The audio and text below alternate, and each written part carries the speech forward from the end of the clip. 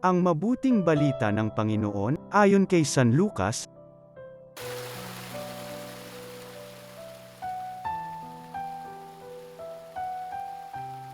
Noong panahong iyon, sinabi ni Jesus sa kanyang mga alagad, ang anak ng tao'y dapat magtiis ng maraming hirap. Itatakwil siya ng matatanda ng bayan, ng mga punong saserdote at ng mga eskriba. Ipapapatay nila siya, ngunit sa ikatlong araw ay muling mabubuhay.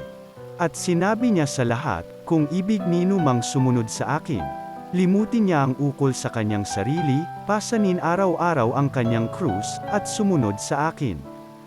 Ang naghahangad magligtas ng kanyang buhay ay siyang mawawalan nito. Ngunit ang mag-alay ng kanyang buhay alang-alang sa akin ay siyang magkakamit noon. Ano nga ang mapapala ng tao? Makamtan man niya ang buong sanlibutan kung ang katumbas naman nito'y ang kanyang buhay. Ano nga ang mapapala niya kung siya'y mapapahamak? Ang mabuting balita ng Panginoon.